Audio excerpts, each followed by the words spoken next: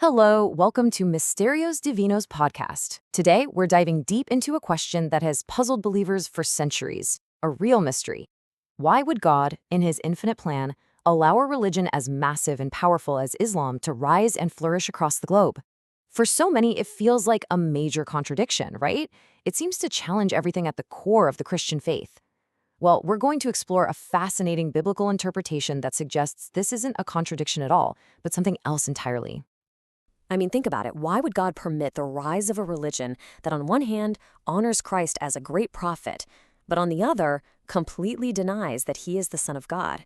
It's a huge question, but the perspective we're digging into today argues that this was no accident of history. No, not at all. It argues that this was a destiny written into the pages of the Bible from the very beginning. So let's pull on that thread and see where it leads. Okay, so to get to the bottom of this, we have to go way back. I'm talking thousands of years back, all the way to the dusty tents of the patriarch Abraham. Because it's here, in the heart of one family, that a drama began to unfold. A feud that, according to this view, would echo through history and shape the very destiny of nations.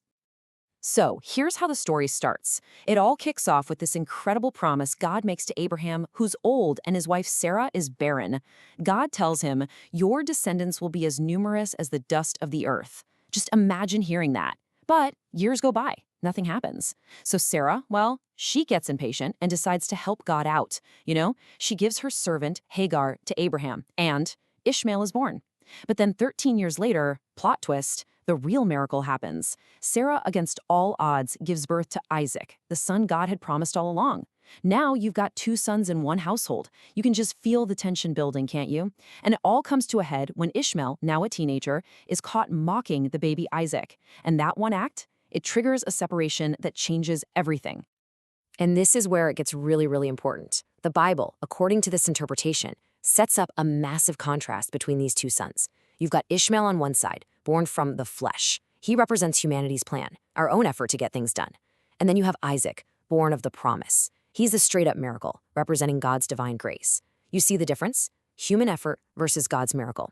This single idea, this clash between works and grace, it's the key that unlocks this entire prophetic puzzle. Remember this, because it's going to come up again and again. So Ishmael and his mother, Hagar, are sent away, out into the desert. And you might think, wow, that's the end of their story. But it's not even close, because God didn't abandon them. In fact, he makes another promise, a totally separate one, just for Ishmael, a promise that was destined to take root and grow into something huge right there in the desert. And here's the verse that this whole interpretation hinges on.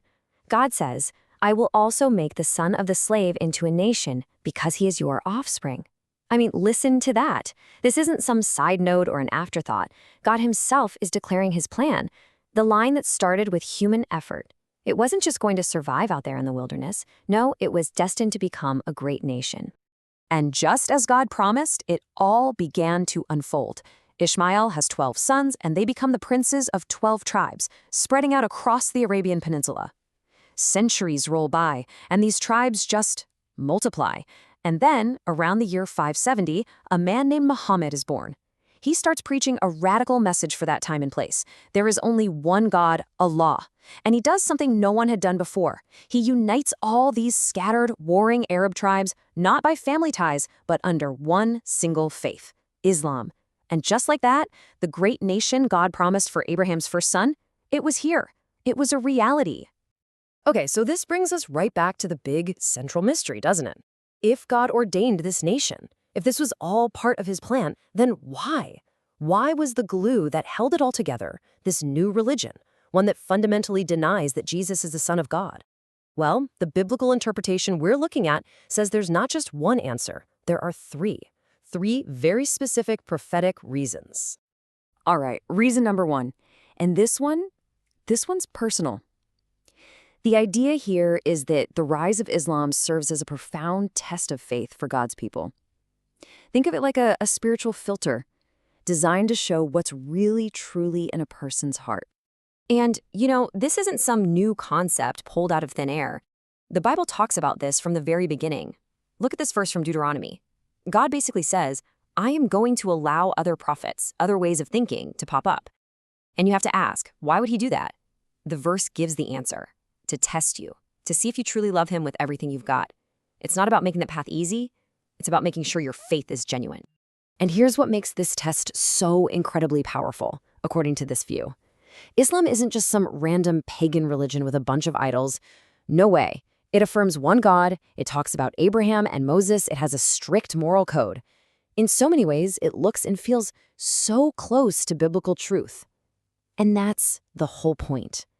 That's what makes it the ultimate test. It forces you to make a choice, not between God and a bunch of false gods, but between two very different competing ideas of who God is. It's a test of discernment. Okay, let's move on to the second reason, which builds on the first. The idea here is that God doesn't just test his people. He sometimes uses entire nations as tools to carry out his will. And sometimes that will involves judgment and discipline. I mean, just look at the story of ancient Babylon in the Old Testament. The Bible is crystal clear that God himself raised up this pagan king, Nebuchadnezzar.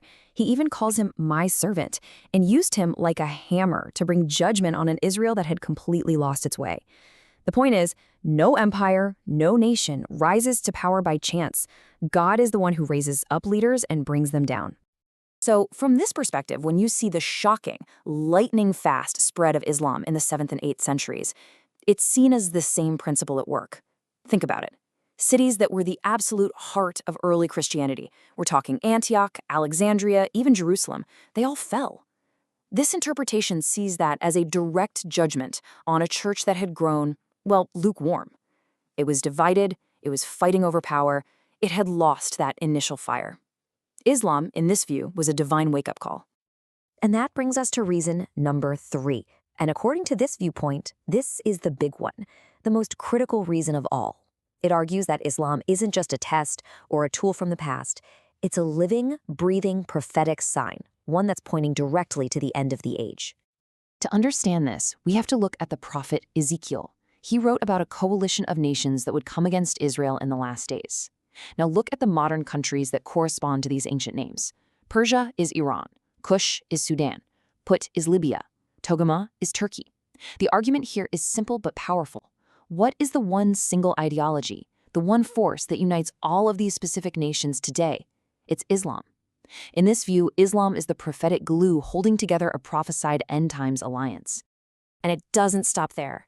Jesus himself prophesied that Jerusalem would be trampled by Gentiles, or non-Jews, until their time was up. Now get this. For the better part of 2,300 years, that's exactly what's happened.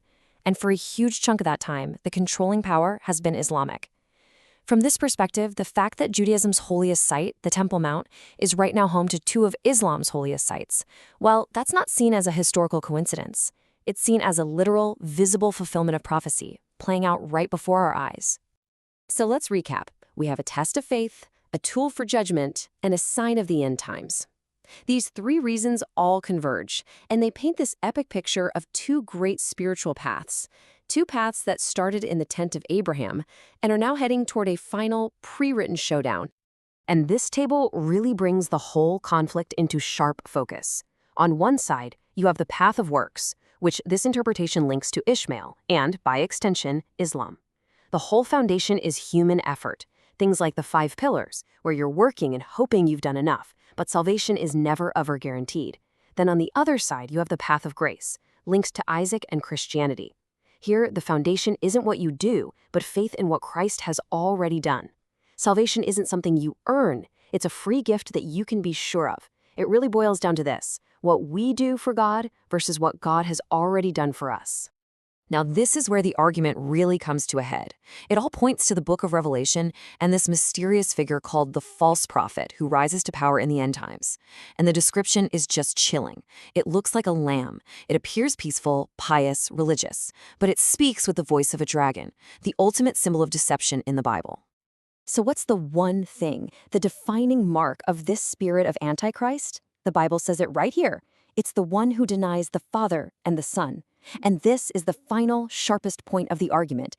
It proposes that Islam, which honors Jesus as a prophet, that's the lamb part, but at its very core vehemently denies that he is the divine Son of God. Well, that it fits this prophetic description. It looks like a lamb, but it speaks like a dragon. But the story doesn't end there. The Bible is very clear about the final outcome. It doesn't leave us guessing.